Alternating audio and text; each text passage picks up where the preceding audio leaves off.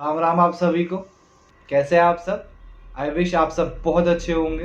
हमने 150 सब्सक्राइबर्स का एम किया हुआ है। जल्दी से जल्दी हमारे 150 सब्सक्राइबर्स पूरे करवा दीजिए।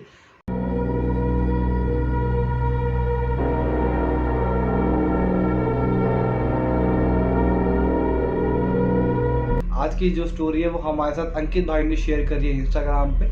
और अगर आपके पास भी कोई हॉरर किस्सा है जो कि आप मेरे साथ शेयर करना चाहें तो यहाँ पे मेरे इंस्टाग्राम का हैंडल आ रहा होगा, डिस्क्रिप्शन में लिंक है। आप लोग मुझे इंस्टाग्राम पे फॉलो कर सकते हैं और अपना हॉरर किस्सा मेरे साथ शेयर कर सकते हैं। तो टाइम को और ज़्यादा वेस्ट ना करते हुए सीधा वीडियो को स्टार्ट करते हैं। अंकित भाई ने बताया कि ये जो स्टोरी है ये उनका खुद का इंसिडेंट है। उनके पैदा होने से पहले ही उनके साथ ये चीज़ हुई थी।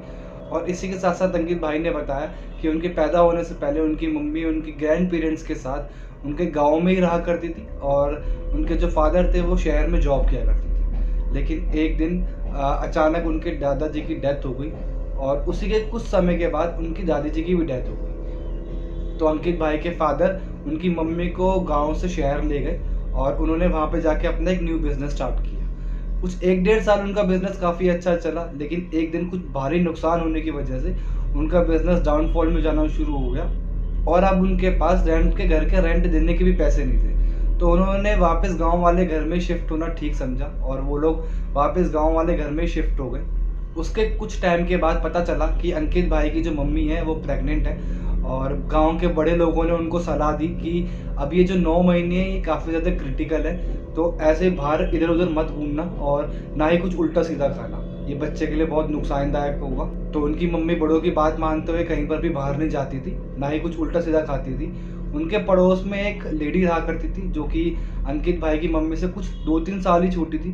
तो वो आंटी आ जाया करती थी अंकित भाई की मम्मी से मिलने के लिए ताकि उनका भी थोड़ा बहुत टाइम पास हो जाए। तो ये लोग एक दिन बैठ के बात कर रहे थे कि तभी पड़ोस वाली आंटी ने अंकित भाई की मम्मी को बोला कि आज दिन बहुत अच्छा है, एक काम करते हैं मंदिर चलते हैं और माता जी के आगे माथा टेक के आते हैं। पहले तो अंकित भाई की मम्मी ने मना कर दिया कि नहीं, मुझे गांव के बड़े लोगों ने मना किया है कहीं पर भी इन दिनों बाहर जाने के लिए।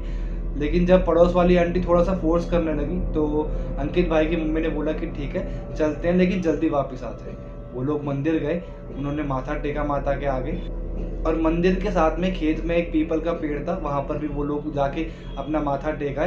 तो जैसे ये लोग वापस मंदिर से घर आए, अंकित भाई की मम्मी के पेट में बहुत ज़्यादा तेज दर्द होना शुरू हो गया और ये देख के फटाफट वो आंटी खेत में गई और अंकित भाई के पापा को बुला के लेके आई। और अंकित भाई के पापा जल्दी से आंटी को हॉस्पिटल लेके गए। हॉस्पिटल ले जाने के बाद जब डॉक्टर ने चेकअप किया तो डॉक्टर ने बताया कि आपका जो बेबी है वो बहुत ज़्यादा क्रिटिकल कंडीशन में है, उसकी कंडीशन बहुत ज़्यादा ख़राब हो रही है। अब हमारे पास सिर्फ 2 ऑप्शन है, या तो हम आपका एबॉर्शन कर दें या फिर हम प्री मैच्योर इस बच्चे को जन्म दे दें। और दोनों ही कंडीशन ऐसी है जिसमें बच्चा नहीं बचेगा। ये सुन के उनके पेरेंट्स को समझ नहीं आया कि ये डॉक्टर क्या बोल रहे हैं और अंकित भाई के पापा ने बोला कि नहीं, मैं दूसरे हॉस्पिटल ले जाऊंगा, मैं दूसरे हॉस्पिटल ले जाके चेकअप करवा लूँगा इसका। और उन्होंने अंकित भाई की मम्मी को लिया और दूसरे हॉस्पिटल चले गए। दूसरे हॉस्पिटल जब गए तो वहाँ के डॉक्टर ने भी यही बोला कि आपका बच्चा बहुत बुरी कंडीशन में है, हमारे पास 2 ही ऑप्शन है, या तो एबॉर्शन या फिर प्री मैच्योर बच्चा। लेकिन अंकित भाई के मम्मी पापा दोनों कंडीशन में से कोई भी अप्लाई करना नहीं चाहते थे, वो दोनों घर वापस आ गए। लेकिन कंडीशन बहुत ख़राब थी अंकित भाई की मम्मी की, वो पेन की वजह से कंटिन्यू चिल्ला रही थी, उनसे सहन नहीं हो पा रहा था वो पेन। तो गांव की दाई माँ को घर पे बुलाया गया। और जिनको नहीं पता दाई माँ कौन होती है मैं उनको बता देता हूँ। पुराने ज़माने में गांव के अंदर हॉस्पिटल नहीं हुआ करते थे, तो जो दाई माँ हुआ करती थी वही बच्चे की डिलीवरी करा करती थी। और फिर दाई माँ घर पे आई, उन्होंने आंटी के पेट पे हाथ लगा के चेक करा और उन्होंने बताया कि बच्चा एकदम ठीक है। लेकिन जैसे ही उन्होंने आंटी की शक्ल देखी वो एकदम से समझ गई। उन्होंने आंटी से पूछा कि तुम अभी कुछ देर पहले कहीं पे होके आई हो क्या? तो आंटी ने बताया हाँ, मैं ये पास वाले मंदिर में गई थी, मैंने वहाँ पे माथा टेका और खेत में जो पीपल का पेड़ है मैं वहाँ पे भी माथा टेक के आई। ये सुनते दाई माँ ने आंटी के ऊपर बहुत चिल्लाया। उन्होंने बोला कि मैंने आपको स्टार्टिंग में ही बोला था कि आप घर से इधर उधर कहीं नहीं जाना, आप कुछ भी उल्टा सीधा मत खाना, और आपने वही गलती करी। फिर दाई माँ ने उनको बताया कि बहुत सालों से उस पीपल के पेड़ के ऊपर एक डायन रह रही है और अब वो डायन इस बच्चे के ऊपर कब्जा कर चुकी है। उस डायन को अब एक आत्मा, एक जिंदगी चाहिए जो कि अब वो इस बच्चे से पूरा करना चाहती है।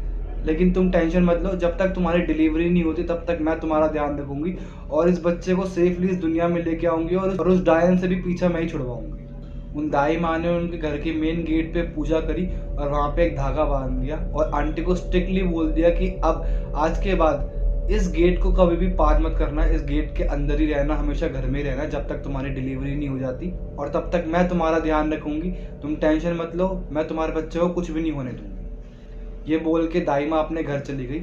और जब तक आंटी की डिलीवरी नहीं हुई, आंटी को बहुत दिक्कत हुई, आंटी को बहुत पेन रहता था, आंटी बहुत ज़्यादा परेशानी में रहती थी, लेकिन दाई माँ ने उनका साथ नहीं छोड़ा। और डिलीवरी वाले दिन दाई माँ ने आंटी की बहुत सेफली डिलीवरी करी।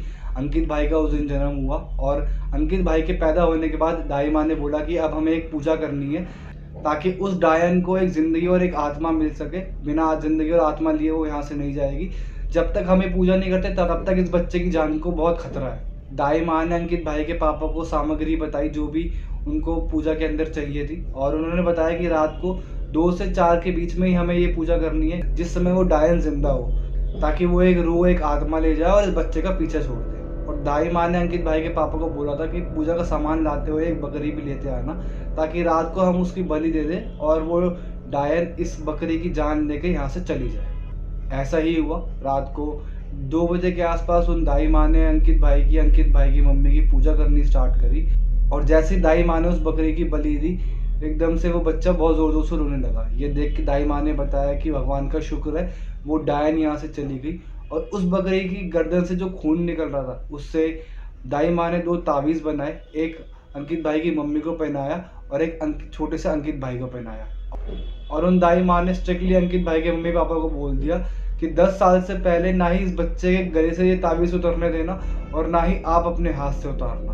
अगर ऐसा बीच में हुआ कभी भी कि आपने तावीज़ उतार दिया तो मैं कुछ नहीं कर पाऊंगी, वो चुड़ैल वापस आ जाएगी।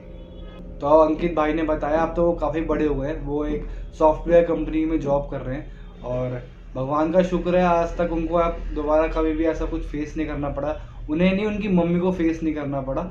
तो ये एक छोटी सी स्टोरी थी। अगर आप लोगों को स्टोरी पसंद आई हो तो वीडियो को लाइक कीजिए, कमेंट कीजिए, शेयर कीजिए अपने फैमिली फ्रेंड्स के साथ। आज मैं एक बात बोलना चाहूँगा, दिल्ली में बहुत ज़्यादा पॉल्यूशन फैल रहा है, तो अपना ध्यान रखिए, अपने लव वंस का ध्यान रखिए। कभी भी अपने पेरेंट्स को दुखी मत कीजिए, अगर आप उनको दुखी करते हैं तो कभी भी ज़िंदगी में कुछ भी नहीं कर पाएंगे।